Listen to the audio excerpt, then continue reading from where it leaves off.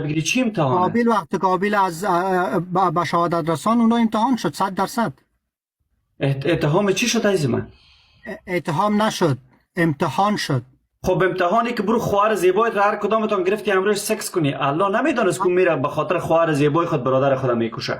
به مو خاطر خداوند میدانست نمیدانست عزیز من؟ مقبول و عزیز من قبل از عمل الله میدانست که قابیل آبیل را میکشه، میدانست یا نمیدانست؟ همه چیز خداوند پس چرا امتحانشان کرد؟ عقل داده به انسان، عقل داده. پس چرا امتحان کرد که بدانه؟ برای این که بدانه. بیبی گفتم که انسان به انسان عقل داده با وجود خداوند. سوال من دیگه چیز است، من نگفتم به انسان عقل داده یا نداده. قابیل آبیل را میکشه، الله میدانست که قابیل به خاطری که با خواهر خود سکس کنه برادر خود میکشه. امین کار را چرا الله اونا را امتحان میکنه وقتی میدانه؟ امتحان به خاطر زندگی ابدی، جنت و دوزخ. خب میدانست دیگه، خب چرا امتحان کرد؟ مثلا من از تو امتحان میگیرم که باش تو میدانی نمیدانی. علت امتحان این است که من مطمئن شوم که تو میتانی یا نمیتانی، توانایی داری یا نداری. الله نمیدانست که قابیل به خاطر خواهر نازنین خود که بر امرش همبستری کنه برادر نازنین خود را میکشه. ما باید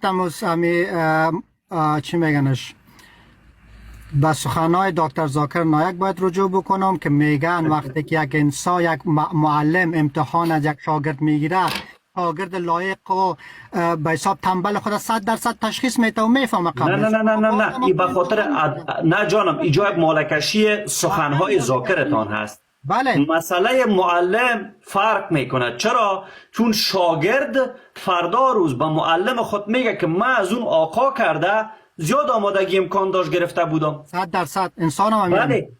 نمیدانه انسان، خدا اون زیادترش هم میدانه، اون زیاد و کمش هم میدانه عزیز من. خداوندم میدانه و معلم هم گفتم از شاگرد خود خبر است، اما باز امتحان میگه. حالا بر علاوه از اینکه اینها سکس خانوادگی داشتن، جان دلم یک رزه، شما پدر و مادر اولتان مشرک بود، آدم و حوا که مشرک بودن. در یک جای نامده که مشرک بود، من شاید نشونیده باشم، شاید آمده باشه، اما خب نیامده در قرآن نیامده. چون میدانه ثبوت میاری میگه من تا الان من نشیدم، شاید آمده باشه. امکان داشته باشه. گفتم اگر به خاطر که اینا وقتی میارن ثبوت میارن، اما ما در قرآن تا جایی که ما فعلا خواندیم ندیدیم. شاید وجود آیتش اگر در قرآن فرض میکنیم بود که آدم ها مشرک بودن. خب این خب شاید من عزیز من ببینید، ذات شما، جان دلم، ریشه شما، پدر و مادرتان، اولین پدر و مادرتان مشرک، اولادایش هم با هم دیگر سکس کردن و شما به دنیا آمدین. امروز میایین به دیگران میگین خواهر و مادرتان را بشناسین. شما که ذاتتان، معذرت مرا بپذیرین، از روی منابعتان میگم، وقتی ذات شما با سکس خواهر و برادر با حرامزادگی شروع شده، امروز با کدام جرأت در برابر آتیست ها میگین که با خواهر و مادر خود سکس کنن؟ با این جرأت میگم به خاطر که در روز زمان اموی اتفاق باید میفتاد. به خاطر عمل بد است. آیا عمل الله میتونه در مقطع زمانی، جان دلم، آیا حکم الله میتونه در مقطع زمانی کثیف باشه، نجس باشه، بد باشه؟ نه خیر نمیتونه. پس چرا حکم خواهر و برادر که با هم سکس کردن به نظر شما حکم بد است امروز؟ به خاطر گفتم در امو زمان، به خاطر که نسل، شروع نسل بود، شروع نسل. چرا الله شما دو تا آدم نیافرید؟